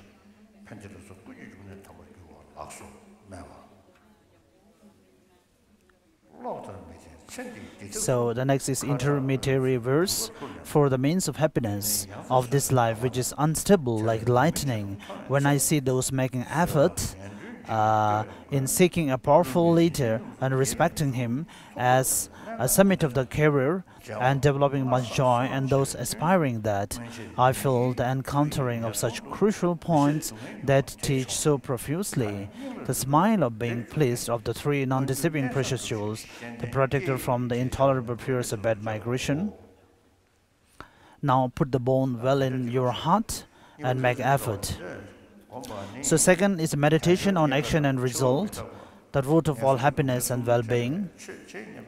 By recollecting the three, difficult to find leisure and endowment, death and impermanence, and the suffering of bad existence, one may have an unsettled mind.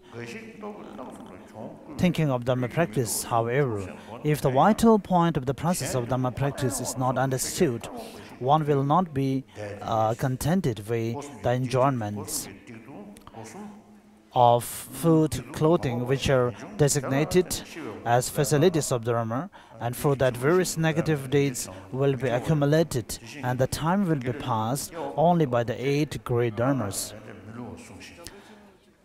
Some, by disregarding the 3 food, clothing, and talk, slightly service the 3 physical non-virtues, but they are all pervert only by the other 7 and pass their time only by 8 white dharmas. And thus it does not happen that the 3 doors are not polluted by negative deeds and infractions.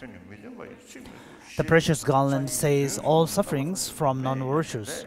Similarly, all bad migrations, from virtue all heavy migrations, and in peace in all lives. Thus it is stated that the black and white actions and results are infallible.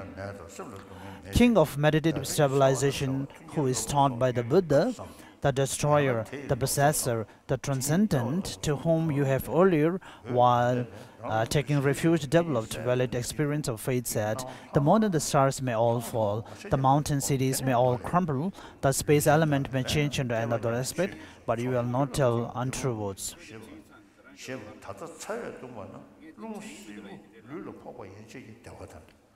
Sorry. Thus, the Abhidhamma text also says, from that, if the major ones are collected, the positive, the negative, or the non-virtues, the 10 parts of actions are taught. As said, the negative deeds are included in the 10 non-virtues. The physical actions are killing, stealing, what is not given, and sexual misconduct, adultery.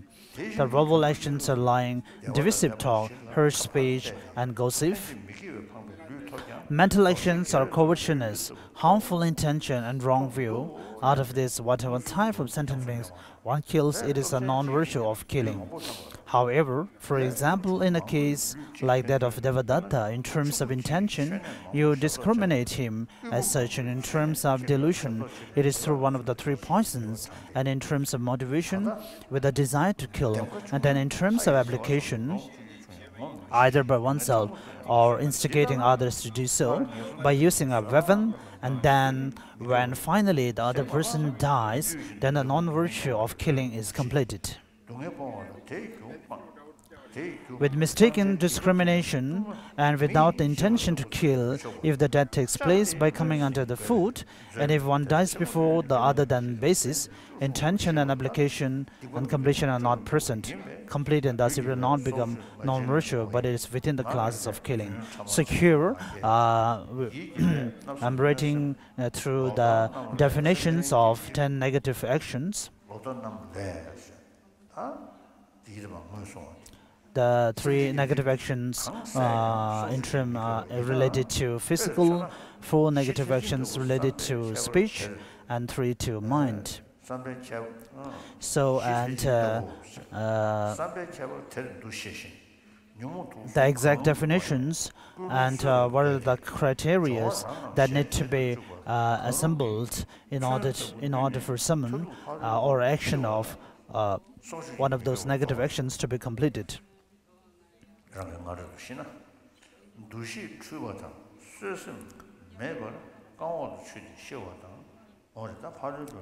So, in terms of killing, even though the other person, even though you happen to kill someone, but if that is killed with a mistaken discrimination, then of course the negative action of killing does not become complete. And also one need to have the right motivation or the mindset that one wishes to kill that particular person. And second is stealing. The basis is like a gold, which is not owned by oneself, but owned by others. And the discrimination is to recognize it is as gold. And the third one is sexual misconduct. The basis is those owned by others, one's own relatives, mouth, anus, etc., which is not the object of engagement.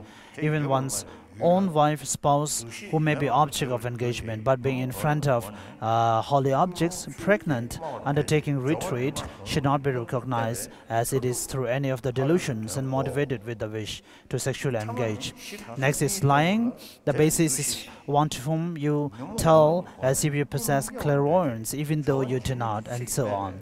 Next is divisive talk. The basis is like two people, and to recognize them as they are, and through any of the delusions, and the motivation is desiring to divide them.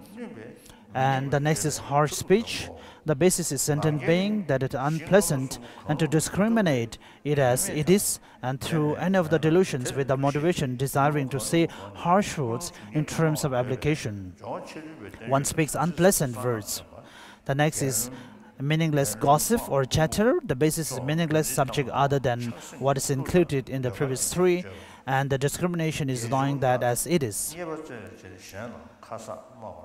And the next is covetousness. The basis is other people's possession, and the discrimination is identifying it as it is, and with respect to one's own wealth, having attachment and the wish to accumulate, and with regard to others' wealth, the wish to taste it, and also the mind of hatred that overpowers the sense of shame and the false.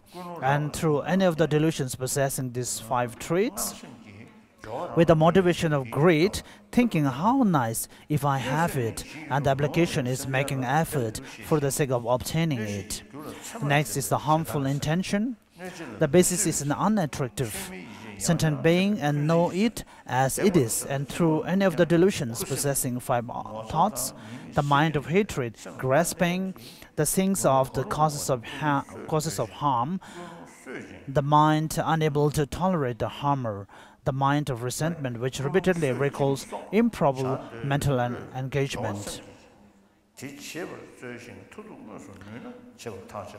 Next is the wrong view with the basis, object of action and the result when you think that they do not exist, and through any of the delusions with the motivation desiring to deny, and application is to think it does not exist as thought, and the application is to that.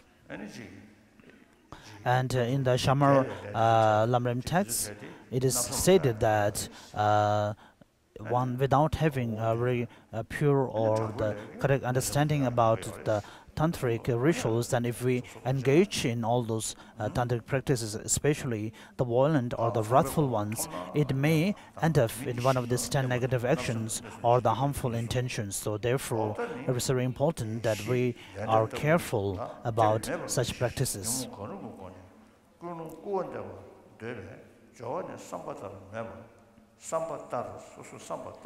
So, till here is the brief definition of 10 negative actions. And next is about the heaviness and the lightness even among these 10.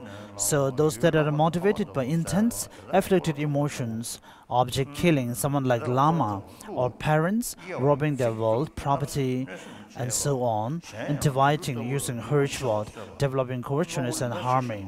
Likewise, in the case of animals, killing those with bigger body size, stealing costly and many things, or engaging in divising talk and lying that devise sangha, accepting non-arisal of arhats, or not regretting and restraining negative deeds, and happily developing them, and so on. As can be inferred through logic, these are very heavy. Those contrary to these are comparatively, in terms of comparison, are lighter. Here also, just as even when we plant multifarious seeds, the sprout arises without mistake. Likewise, by very heavy negative deeds, the fruit of maturation will be birthed in hell. So, what are the environmental results having engaged in these 10 negative actions? By killing, the power of food, drinks, and the medicines will decline. By taking what is not given, crops and fruits will become less. By sexual misconduct, the place will have a lot of muds and dirt. The divisive talk, the place will be uneven and difficult to travel. By harsh speech, unpleasant things like stumps, thorns, and so on. By idle gossip, the tree will not bear fruits. By covetousness, all perfections will gradually decrease. By harmful intention, sickness and disturbance and many harms from human beings and non-human beings. And by wrong view, there will be perversion of bad and good. Thus, the maturation and similitude, the cause will arrive upon the individual person, and the environmental result will happen in the place in the land where he lives. These are all two types, definite and indefinite, in terms of the ripening of their results. In the case of indefinite, if the factors are not encountered, the ripened results will not be given. An occasion of ensuing is also explained, but in the case of majority of the actions that we accumulate, they are motivated by the 3 intense poisons, continuous performance of negative deeds, and turn to special objects, and so on. Thus, the definite ones are more. This is also stated by Vasubandhu.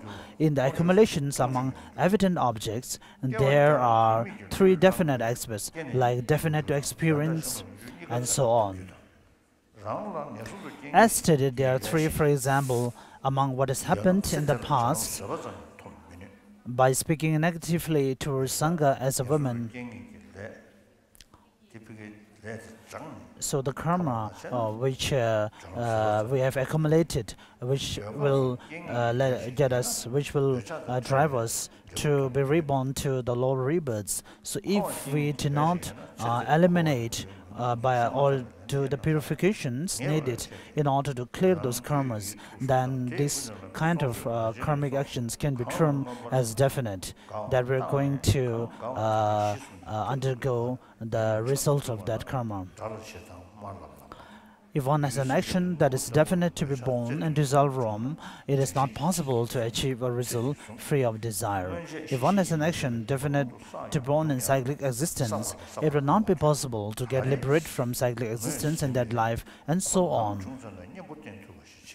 Thus, the presentation of action and their results, as just explained, should be ascertained of these three poisons within one's mental continuum, and killing, taking what is not given, and so on, which are motivated by it.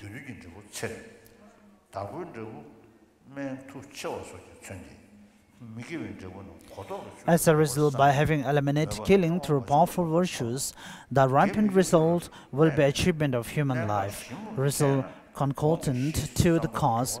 If long life and dominant result is the medicines, will be powerful. Represented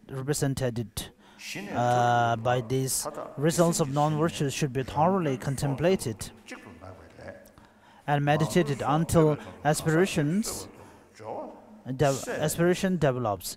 If the vital points of virtues and non-virtues process is analyzed thoroughly, and act like giving, which is influenced solely by virtuous minds, the basis, thought application, and right up to conclusion, as explained above, is a totally wide action, one that is influenced totally by negative mind, right from the basis to the ultimate, like killing for one's own purpose, is a totally negative action.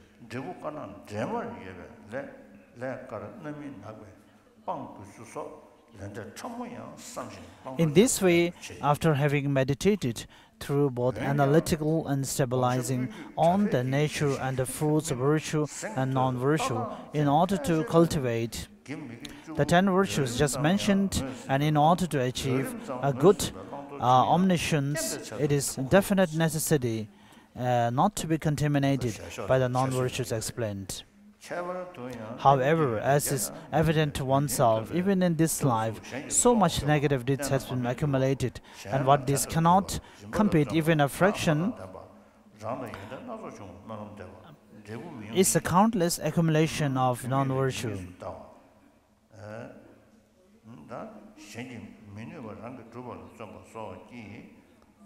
As it is stated in the letter to the friend, you should not commit non-virtues even for the sake of Brahmins, bhikshus, gods, guests, parents, queen and subjects, as there is no one that will share the ripened result of health with you.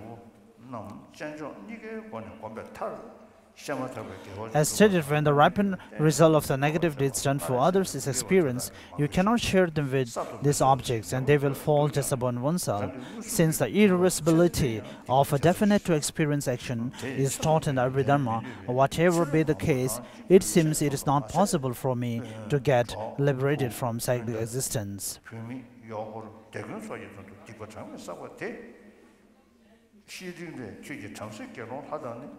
The epistle to the friend again says, even someone who from being careless in the past becomes careful later is also very beautiful, like a moon free from the clouds. Like Ananda, Angulimala, Tongden and Deje. As stated, even Ananda, who has excessive attachment to his wife, Angulimala, who killed 1,000 short of one, Ajatashatru, who killed his father, Sujinyibo, through the act of compassion and restraint, got purified, and the first to achieve Arhat, and they gave, even though killed his mother, but due to repentance or regretful mind, perform adoption and elimination, properly born in hell, just like a sick bowl, and it is stated that he achieved the fruit of stream before Bhagavan. Think that even if I am unable to achieve such a state, I will ensure to close the door of bad migration and one's mind instigated. To them develop a firm aspiration of actual supremely reverence to the negative deeds done earlier, develop instant mind of regret, desiring to rehabituate, like having the poison when within, and mind restraint that turns away from the false, thinking that I will not do so later, even at the cost of my life. Preceded by this, like relying on the panacea of white medicine, the confession of 4 powers composed by Chaitanya Chambo, the Lord of the Great Compassion, and likewise the Sutra of 3 Heaps, repeating Mantras like the name mantra of the Tathagata that purifies bad migration and negative deeds and prostrating with that is the actual practice. In the major text, during the repetition, the confession of sublime golden light is taught with intention, counting the faults, reading the sutras, building images and forms, and making offerings. During the thoroughly employment of antidote are done in terms of certainty of actualization and positions.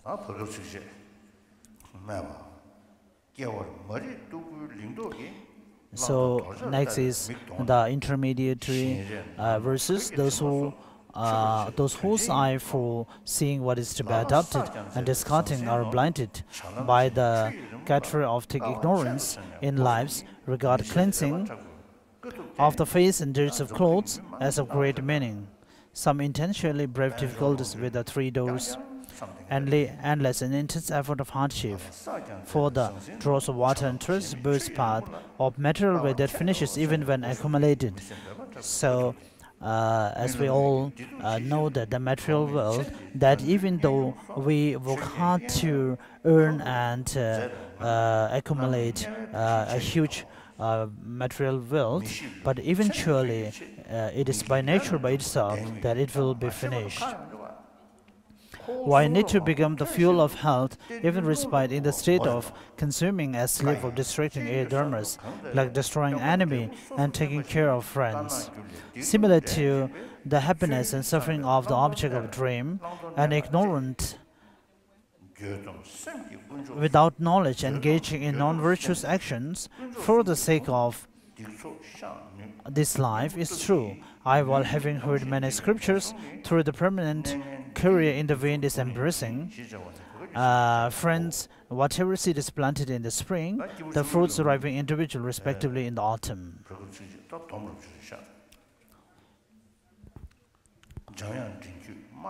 So the below is summarized verses based on the practice of the smaller beings. The eloquent Lord of Speech, whose throat is embraced by Manjushri, the great compassionate one, in the very form of lotus halter, in the manner of the owner of the secret, the powerful one, is Tsongkhapa, the player of the illusion like 3 lineages. I have completed explaining in accordance with the teachings of my Lama tutor.